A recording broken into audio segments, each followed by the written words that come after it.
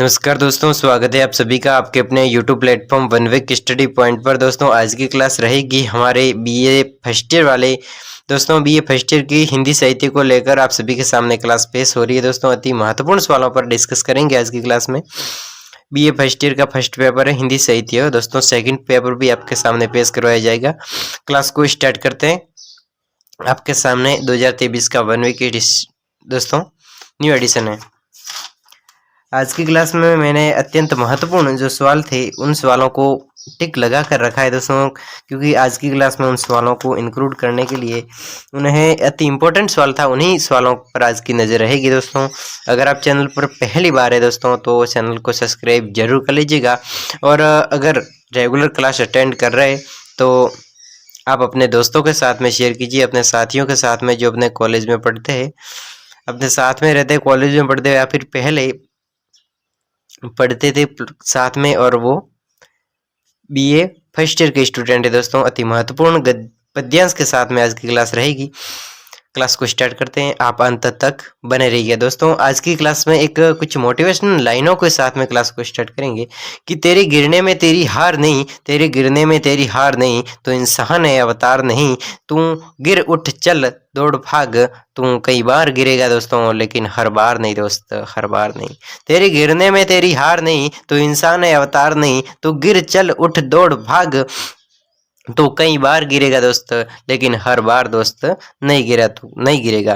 दोस्तों इंसान तो है लेकिन अवतार नहीं, गिरने से क्या हुआ, बार बार कोशिश करने से ही इंसान है वो आगे की ओर बढ़ता है, अगली सीढ़ियों की ओर बढ़ता है। दोस्तों आज की क्लास में मैं मेरी जिमी करे, मैं मेरी जिमी करे, मेरी मूल विनाश, मेरी पग को पोफड़ा, मेरी पग को पोफड़ा, मेरी गल की पास, कबीर नाव जर्जरी, कबीर नाव जर्जरी, कूड़े खेवड़हार, कूड़े खेवड़हार, हल्के हल्के तिर गए बूढ़े तीनी सिर भार। दोस्तों एक बार पुनः इसको पढ़ लेते हैं। आपको सप्रसंग व्याख्या तभी आएगी जब आपको इसको मालूम होगा, इसके शब्दार्थों को आप ध्यान से देखेंगे तब जाके आपको इस मैं वैसे इसकी व्याख्या पढ़ाऊंगा तब आपको ये जरूर ये समझ में आ जाएगा। दोस्तों ये जो पद्यांश दे रखा है वो समझ में आ जाएगा, लेकिन एक बार पढ़ना तो जरूरी कि मैं मेरी जिमी करे, मेरी मूल निवास, मेरी पग को पापोड़ा, मेरी गल के पास, कबीर नाव जर्जरी, कूड़े खेवड़हार, हल्के हल्के तीर गए बूढ़े तीनी सिरभार। दोस्तों इसकी सप्रसंग व्याख्या को देख लेते हैं तो आपको ये समझ में आ जाएगा। दोस्तों इसकी सप्रसंग व्याख्या क्या है कि मैं मेरी जिमी करे, तो इसका क्या होगा, पर पहले तो ये लिखेंगे कि किसके द्वारा रचित है, कि कौन से अंग से लिया गया है वो लिखेंगे, ठीक है। आपको जानते होंगे कि प्रस्तुत साखियां, ये साखियां दे रखी है, ये पद्यांश दे रखा है, ये कबीर जी के द्वारा रचा गया। किसके द्वारा, कबीर जी के द्वारा विरचित है। और सीतावनी को अंग, दोस्तों आपकी यूनिट में दे रखा होगा सीतावनी को अंग, वहां से ये शीर्षक से अवतरित किया गया, यानी वहां से लिया गया है, सीतावनी को अंग से लिया गया है। यहाँ अहम को त्याग कर, अहम यानी कि घमंड को, अहम को त्याग कर सुकर्म करने की चेतावनी कबीर जी ने दी है। दोस्तों इन लाइनों के माध्यम से, इन साखियों के माध्यम से, इन पद्यांश के माध्यम से कबीर जी ने क्या किया है कि अहम यानी घमंड को छोड़ करके, हमें घमंड को त्याग करके सुकर्म यानी अच्छे कर्म की चेतावनी को इस लाइनों के माध्यम से हमारे सामने पेश करवाया। दोस्तों हमें समझाया है। कबीरदास जी कहते हैं इन लाइनों में, कबीरदास जी कहते हैं कि हे मनुष्य, अहम का दर्प क्यों प्रदर्शित करता है, कि अहम यानी घमंड का तू दर्प, घमंड का तरीका, तौर तरीका तू क्यों प्रदर्शित करता है। हे मनुष्य तू घमंड का, अहम का दर्प क्यों प्रदर्शित करता है, तेरा यह अहम तेरे विनाश का भी मूल कारण है। दोस्तों ये तेरा अहम है, ये तेरा घमंड है, ये तेरे विनाश का मूल कारण भी हो सकता है।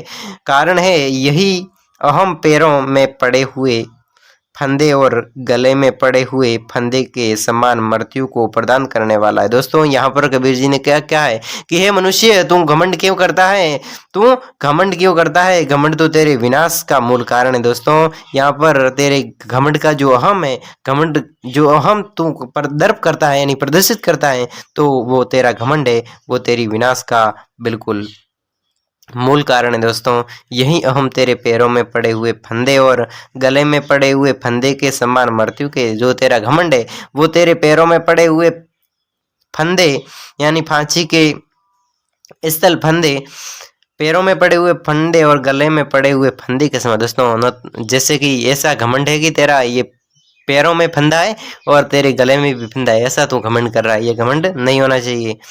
कबीर जी कह रहे, कबीर जी कहते हैं कि यह जीवन नौका बड़ी जर्जर है। दोस्तों ये जीवन की नौका है, ये जो जीवन रूपी हमारा शरीर है, ये जीवन रूपी नौका है, ये बिल्कुल जर्जर यानी कि बिल्कुल बिगड़ी हुई है, खराब हुई हुई है, बिल्कुल पुरानी है, और इसको चलाने वाला मल्लाह भी कमजोर है। दोस्तों इसे चलाने वाला मल्लाह है, हमारा शरीर है, वो भी कैसा है, कमजोर है।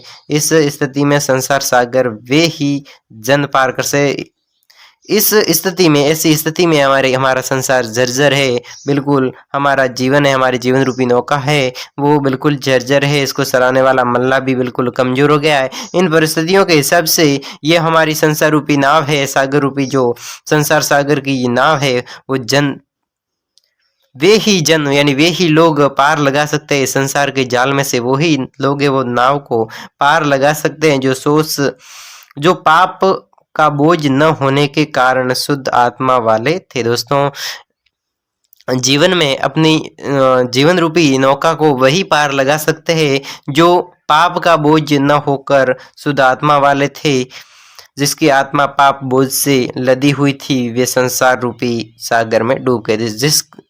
जिस किसी भी मनुष्य की आत्मा है वो पाप के बोझ से लदी हुई यानी कि भरी हुई थी, पाप के बोझ से भरी हुई थी, जिनकी आत्मा वो संसार रूपी नाव में बीच में ही डूब गई। ये कबीर जी ने अपनी व्याख्या में बिल्कुल आपके सामने पेश की। दोस्तों अगर आपके एग्जाम में 100% संभावना बनती है दोस्तों कि आपके एग्जाम में अति महत्वपूर्ण था, इसलिए हमने इसकी क्लास में रखा। आज की क्लास में दोस्तों अगर आप के एग्जाम में ये सवाल पूछा जाए तो आप इसकी सप्रसंग व्याख्या यानी कि इसकी सप्रसंग व्याख्या ये होगी, मैं मेरी जिमी करे, मैं मेरी जिमी करे, ये मैं करने का जो घमंड है तुझमें, मेरी मूल विलास यानी कि जो मैं करने की जो तेरी आदत है, मनुष्य को कबीर जी कहते हैं कि मैं करने की यानी मैं खुद हूँ, मैं ऐसा हूँ, मैं ऐसा हूँ, यानी घमंड करने की जो आदत है वो तेरे मूल विनाश यानी तेरे मूल का बिल्कुल तेरे जीवन का मूल है, उसका नाश करने के लिए, उसका विनाश करने के लिए यही घमंड तेरा ले डूबेगा। मेरी पग का पोफड़ा मेरी गल के पास। दोस्तों मेरी पग का पोफड़ा यानी कि मेरी पग का यानी कि तेरे में घमंड है, वो तेरे पग का पोपड़ा यानी कि फंदा है, एक प्रकार का तेरे पग में पड़ा हुआ, पैरों में पड़ा हुआ फंदा है, मेरी गल के पास यानी तेरे पैरों में और तेरे गले में, दोनों के पास में क्या है, फंदा है। दोस्तों हमने इस व्याख्या में पढ़ा भी आपके सामने।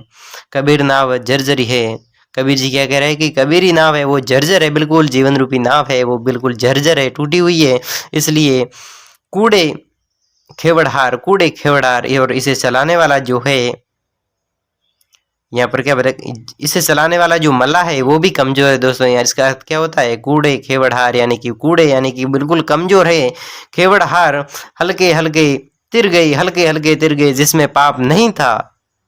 इस जीवन रूपी संसार के सागर में से वही तैर पाया है जो हल्के हल्के तिर गए, बिल्कुल हल्के हल्के, जिसमें पाप का बोझ जिस पर नहीं था, जिसने पाप जीवन में नहीं किया, सत्कर्म किए, वही हल्के हल्के थे, वो तिर गए।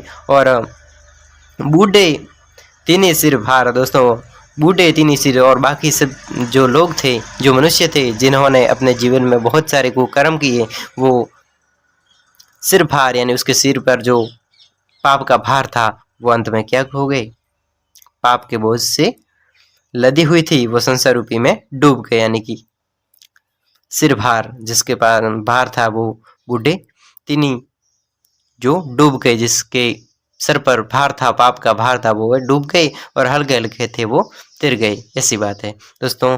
मैंने इस लाइनों के माध्यम से, इस पद्यांश के माध्यम से आपको समझा लिया और मैंने व्याख्या को पढ़कर समझा लिया। अब तो आप एग्जाम में 100% अच्छे अंकों के साथ में इस पद्यांश को लिख कर आएंगे। दोस्तों आपको अपने हिसाब से लिखना है, लेकिन एक बार देखा हुआ होना चाहिए। दोस्तों इसमें जो हमने विशेष पॉइंट, विशेष में अर्थ क्या होता है, जो विशेष पॉइंट है उसको लिखेंगे।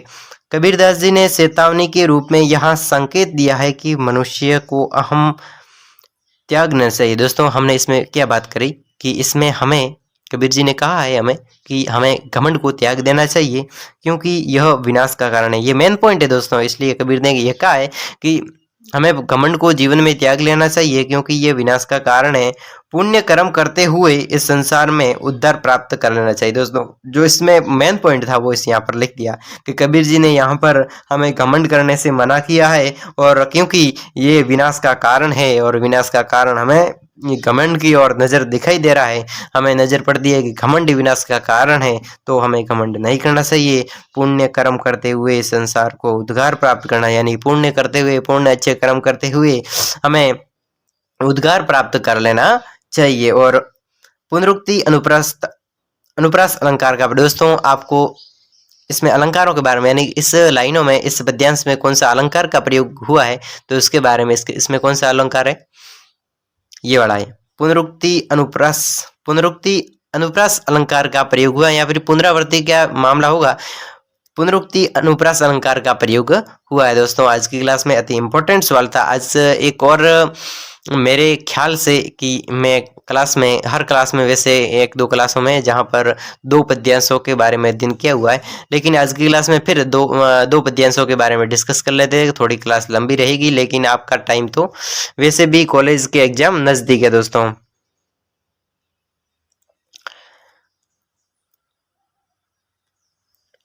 दोस्तों फटाफट ये 1 वीक सीरीज पूरी करवाई जाएगी आपके सभी के सामने। आप अगर चैनल पर पहली बार है तो चैनल को सब्सक्राइब जरूर कर लीजिएगा। दोस्तों मैं आपके सामने ये 1 वीक सीरीज, जैसे ही आपके एग्जाम आएंगे तब मैं बहुत ही ऐसे बड़ी क्लास के साथ में आप सभी के सामने पेश होऊंगा, लाइव पेश होऊंगा। आप सभी के सामने लाइव क्लास रहेगी, लगभग 3-4 घंटे की ये 1 वीक सीरीज। जैसे कि आपके 2 दिन बाद में हिंदी साहित्य का एग्जाम है, तो मैं आप सभी के सामने 2 दिनों तक लाइव पेश करूंगा क्लास से, और बड़ी क्लास रहेगी जिसमें पूरी 1 वीक सीरीज पर खकोर कर अध्ययन किया जाएगा। दोस्तों आप जरूर इस चैनल से जुड़ जाइए। अगर आप पहली बार है तो आपके लिए अत्यंत महत्वपूर्ण क्लास रहेगी। दोस्तों आप चैनल को सब्सक्राइब कीजिए और अपने दोस्तों के साथ में शेयर कीजिए। क्या पद्यांश क्या है कि मन के मते न चालिए, मन के मते न चालिए, हाडी जीव जानी, मन के मते न चालिए, हाडी जीव जानी, ताक करे सुत ज्यों उल्टी अंगूठा आनी, मन गोरख मन गोविंदो, मन को ओगढ़ हाई, जे मन राखे जतन करी, तो आपे करता सोई। दोस्तों एक बार पुनः इसको पढ़ लेते हैं ताकि हमें अपने दिमाग में आ जाइए, यानी कि ये क्या कहना चाहता है। अगर आप इसको 3-4 बार पढ़ेंगे, अभी 1 वीक सीरीज की बात है, एग्जाम में इतना टाइम भी नहीं होगा कि आप इसे 2-3 इतना, ऐसे तो वैसे टाइम होता है, लेकिन आपको मैनेजमेंट करने के लिए खुद पढ़ के जाना है, ताकि एग्जाम में आते ही हमारे दिमाग में ये व्याख्या अपने आप आ जाएगी। मन के मते न चालिए, मन के हिसाब से नहीं चलना चाहिए। मन के मते न चालिए, हांडी जीव की आनी, ताक करे सुत ज्यों उल्टी अंगूठा आनी, उल्टी अंगूठा आनी, मन गोरख मन गोविंदो, मन को ओघड़ होई, जे मन राखे जतन करी, तो आपे करता सोई। दोस्तों इसकी सप्रसंग व्याख्या देख लेते हैं, अत्यंत महत्वपूर्ण है कि प्रस्तुत साखियां कबीरदास के द्वारा रचित मन को अंग शीर्षक से ली गई। दोस्तों आपकी यूनिट में दे रखा होगा मन को अंग शीर्षक दे रखा होगा किसी अध्याय का, तो वहां से ये प्रसंग व्याख्या है वो लिखी, ये यहाँ वहां से अवतरित हुआ है। और मन पर नियंत्रित, मन अपने मनुष्य के मन को नियंत्रित करने की उन्होंने सलाह दी। दोस्तों कबीर जी ने इन लाइनों के माध्यम से, इन पद्यांश के माध्यम से यहाँ पर क्या किया है कि मन को नियंत्रित करने की सलाह दी है। कबीरदास जी कहते हैं कि हे मुमुक्षु जनों, हे जीवन में बिल्कुल मनुष्य जो अपने जीवन की प्रारंभिक क्षणों में अपने जीवन को, अपने मन को नियंत्रित करने की बात कर रहे हैं कबीर जी कि मन के मते न चालिए, तो मन के हिसाब से नहीं, यानी मन के कंट्रोल रखने की बात कर रहे हैं यहाँ पर कबीर जी। तो उन लोगों को कबीर जी मन के कहे अनुसार आचरण मत करो। यहाँ पर कबीर जी क्या कह रहे हैं कि मन के आचरण, यानी मन जैसा आचरण करे उसके हिसाब से नहीं चलना चाहिए। मन का मन के कहे अनुसार आचरण मत करो और सांसारिक सामान्य जीवात्माओं की आदत को त्याग दो। दोस्तों जो सांसारिक मोहमाया होती है, जो सांसारिक मोहमाया सांसारिक सामान्य जीवात्माओं का जो आदत है उसको त्याग देनी है, त्याग दो। जो मन को गुलाम बनाकर उसे पीठ पीछे भटकाती रहती। दोस्तों जो मन को गुलाम बना देती दोस्तों, ऐसी आदतें होती है जो सांसारिक रूपी सामान्य जीवन में जो जीवात्माओं की जो आदत होती है उसे त्याग देनी है। और वो उस आदतों यदि आदत लग जाती है तो वो मन को गुलाम बनाकर उसके पीछे मन को गुलाम बना देती है वो आदत, और उसके पीछे पीछे भटकती रहती है। दोस्तों ऐसी आदत पड़ जाती है जो किसी के पीछे पीछे उसका गुलाम बनाकर उसके पीछे पीछे भटकाती रहती है। तुम तो उस मन को अपना सेवक समझो। दोस्तों तुम तो हमारा जो मन है, मनुष्य का जो मन है उसे अपना सेवक समझना चाहिए और उसकी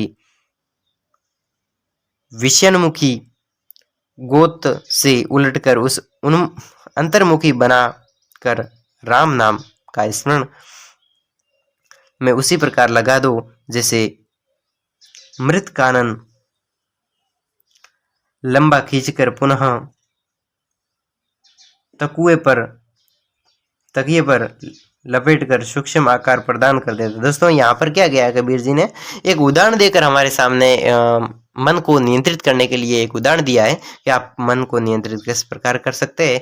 एक उदाहरण दिया है कि मन के मते न चलिए, मन के कहे अनुसार नहीं चलना चाहिए। हमारे जीवन में सांसारिक जो जीवात्माओं की आदत होती है उसका गुलाम बनकर हम उसके पीछे पीछे भटकते रहते हैं और तुम तो उस मन को अपना सेवक समझो। दोस्तों उसकी विषयान्मुखी गोद से उलटकर उसकी विषय उन्मुखी, जो मन का विषय उसकी उन्मुखी, उसके द्वारा कही गई गोद को उलटकर उसे अंतर्मुखी बनाना। दोस्तों जो मन में विचार आते हैं, नेगेटिव विचार आते हैं, उसको त्याग कर उसे बदल कर उसे अंतर्मुखी यानी खुद के अंदर खुद मोटिवेशन। दोस्तों अपनी जो आदत होती है उसको हम खुद ही सुधार सकते हैं, कोई और नहीं। इसलिए अपने आदतों को अंतर्मुखी बनना पड़ता है। दोस्तों अंदर मन ही मन सोच कर समझ कर डिसीजन लेने कि ये हम जो कर रहे हैं वो सही है या फिर गलत है। दोस्तों जो भी है सही या फिर गलत का जो विचार कर ले वही जीवन में, और अपने जीवन में यदि सही समय पर नियंत्रण कर लिया अपने खुद पर तो वो जीवन में बहुत कुछ कर पाएगा। दोस्तों अत्यंत महत्वपूर्ण ये भी बात बनती है, कबीर जी ने बहुत ही अच्छी बात कही कि अंतर्मुखी बना लेना है अपने मन को और खुद को समझा लेना है और बिल्कुल राम नाम के स्मरण में उसी प्रकार लगा दो जैसे मृत कानन वाला लंबा खींचकर पुनः तकुए पर लपेटकर उसे सूक्ष्म आकार प्रदान कर देता। दोस्तों यहाँ पर क्या हुआ है कि कबीर जी कह रहे हैं कि मन को ऐसा नियंत्रित कर दीजिए कि यहाँ पर कबीर जी ने राम नाम का जपने की बात कही। दोस्तों आपको पढ़ना है, आपको राम नाम नहीं जपना। आपको वैसे इतनी जरूरत भी नहीं, आपको राम नाम मिलने का टाइम भी बहुत पड़ेगा। अगर आप पढ़ रहे हैं तो अपनी जो नेगेटिव विचार को छोड़कर राम नाम जपने की जरूरत नहीं, उसके स्थान पर दोस्तों भक्ति और पढ़ाई दोनों एक प्रकार की भक्ति है। दोस्तों अगर आप ईश्वर को पूजिए या फिर पढ़ाई कीजिए, दोनों बराबर है, दोनों की शक्ति बराबर है। दोस्तों तो यहाँ पर राम नाम जपने की बात कही है तो मैं पढ़ने की बात करूंगा कि आपको क्या करना है। पढ़ने का नाम जपे, अपने किताबों का नाम जपे, किताबों में जो लिखा है उसको जपे और स्मरण में उसके स्मरण में लगा दो, यानी कि उसे याद करने में, किताबों को याद करने में अपना मन है, अपना समय है वो लगा दो। कबीर जी कहते हैं कि मन को उपाधि से ही चैतन्य ईश्वर गुरु जीवन। अगला है साधक आदि भिन्न नाम के रूपों में प्रतीत होता है, इसलिए मन ही सब कुछ है, मन है वो सब कुछ है, मन ही गोरखनाथ है, मन ही गोरखनाथ है, मन ही गोविंद भगवान है, मन ही गोविंद भगवान है, मन ही सब कुछ है, मन ही ओगड़ मार्गी संत है, मन ही ओगड़ मार्गी संत है। इसलिए मन को नियंत्रित करा जाए तो यही चराचर करता